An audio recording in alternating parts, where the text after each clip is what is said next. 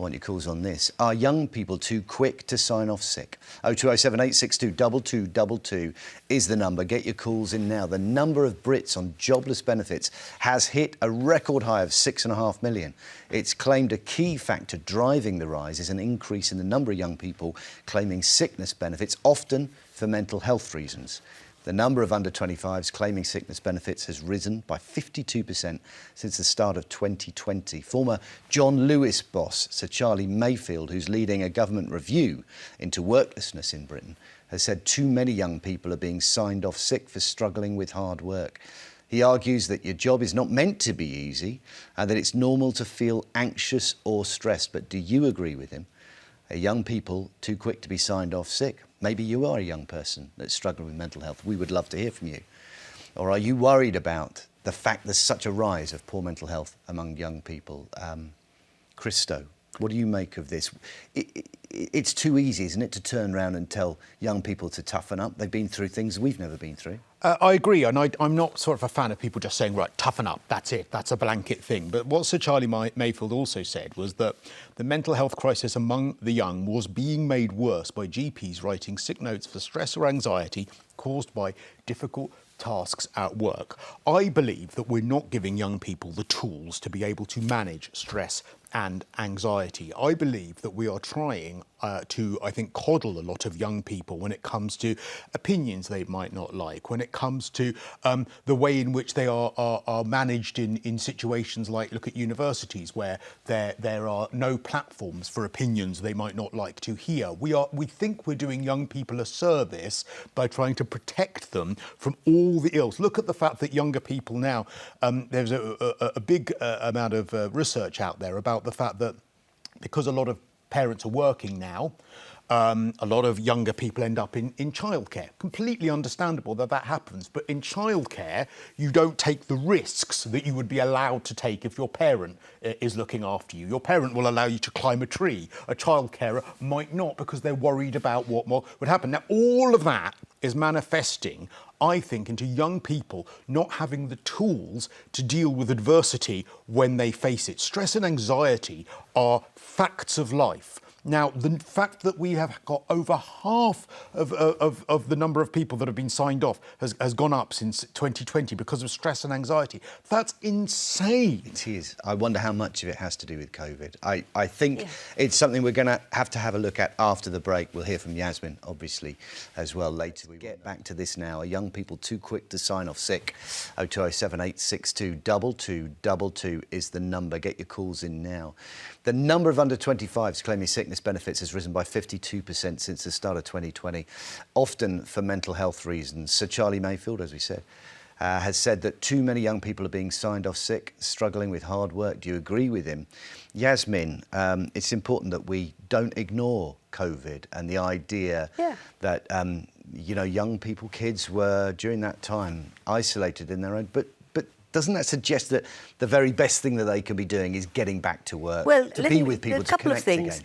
Actually, getting a doctor, getting benefits is one of the hardest things to do now in this country. This idea that you can just say, I'm not feeling too good, I'm feeling a bit down, please can I have benefits? It's not how it works. Secondly, we forget that the effect of social media on the psyches of the young and the damage that is now being done to their young heads and hearts never happened to any other generations, right? How many friends of mine have daughters now with anorexia? Unbelievable. Problems with self-image, people being so awful on social media, especially in the group that is constantly on the screen, that leads to certain kinds of mental, not illness, but certain vulnerabilities, and we should be listening to them. Yeah, but the workplace can offer you a support network.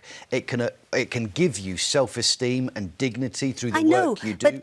I mean, signing people off so they can be isolated in their homes, maybe even spend all day on social media, is going to have the opposite effect, isn't it? No, but we need something in between, don't we? We need some kind of service to enable people, young people who are really suffering in ways we never saw before, okay, to get that confidence, and then step into the public arena, into the workplace. We could do that. I don't disagree with a lot of what you've said. But what you're saying about things like anorexia and those sorts of things, I mean, that's not, I think, respectfully, what is the issue here. Stress and anxiety are very different to anorexia. I agree social media is an element of this, but okay, I grew up in a situation where I had so many eating disorders. I was in a really bad way. I used to shut myself away. I had really horrific depression, and I wanted to not see people. In my 20s, I would shut myself away in my flat and not see anyone. But what I had to do, because I wouldn't get paid, was work. I used to have to pick myself up. So do you think benefits in that case would have worked if you'd got the sick note and you'd been off? That would have worked against your interests. You never feel worse for coming home from work or for having worked out in the gym. You never feel worse for that. Let's hear from Yasmin in Kent. Do you think we are signing people off, young people off, far too easily, Yasmin? I don't think so. I think mental illness is a hidden illness, and nobody knows exactly how poorly that person is unless, it's the GP and themselves having that conversation. And I think sometimes, for somebody that works in healthcare myself, if I was to go to work when I'm struggling with my mental health, that could also have an impact on the patient. So there's sort of different avenues that you can go down. Depending on your field of work, it might be better for you to actually be signed off so that you're not affecting yourself anymore or the people you're working with. Why such a big spike, though, Yasmin? 52% up in the last 5 years. What would you think? What do you think it can explain that?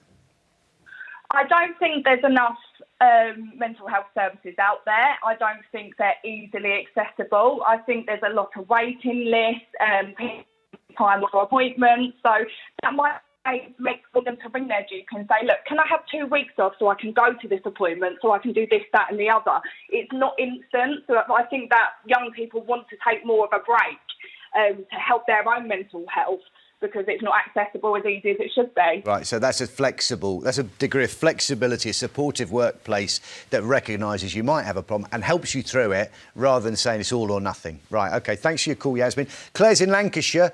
Do you think that under 25s are signing off work too easily, Claire? I certainly do, and thank you for taking my call.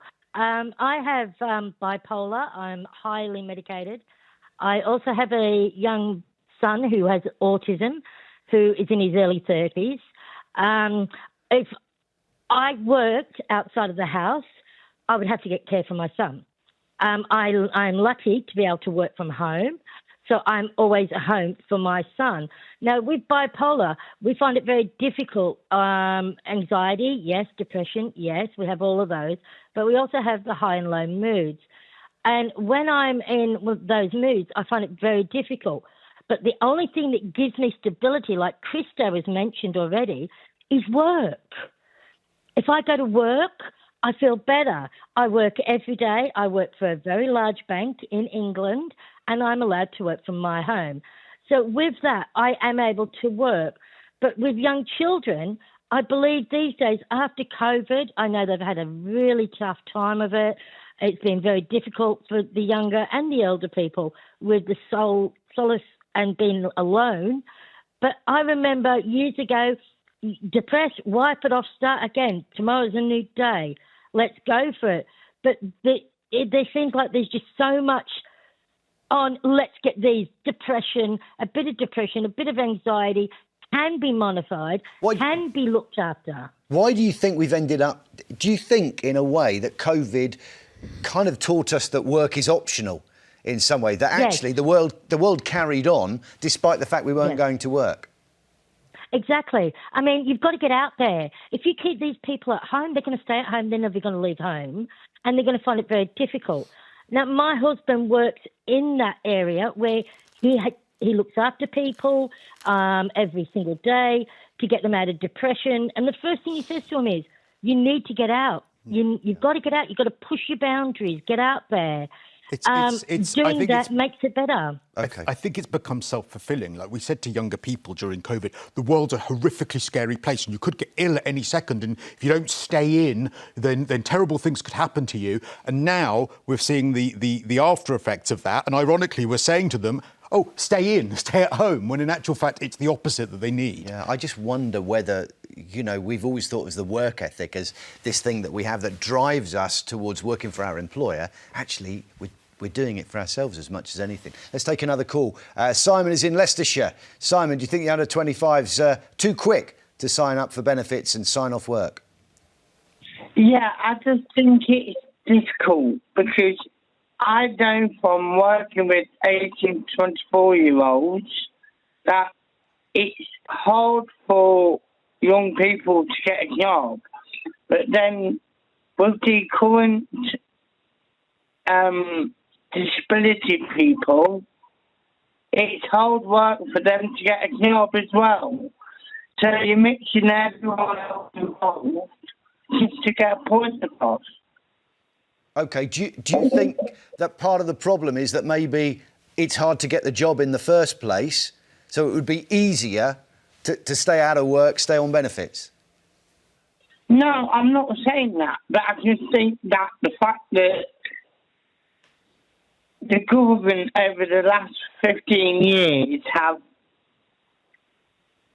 demonised those that can work and those that can't work. You know what I mean? In terms of the fact of the restrictions are being made difficult. Yeah, understood. Thank you very much, Simon. Yasmin, I just want to get a final thought from you on that. Do you think that in some ways, you know, that flexibility of allowing people to choose times when they are working and fit for work and sometimes when they aren't, and recognising that we do go through phases sometimes? Yeah, but I also think, I mean, I've listened very carefully to what Cristo said, that, you know, work is a kind of basis for recovery, can be. In some way, yeah. But what I still think we could think about doing is that bridging the anxiety-prone teenager or young person and workplace, providing something that helps that person go across that bridge. Yeah. We could do that. And schools as well, by the way, just quickly. I think schools should be preparing students and young people for resilience, for saying, look, it is good. There are times when your life is going to be difficult, and this is how you cope with that, and this is how you can make it easier. Those tools are really needed. OK, prescription of work from Dr. Cristo, I think, is in order there. Thank you, Simon. Thanks for all your calls on this.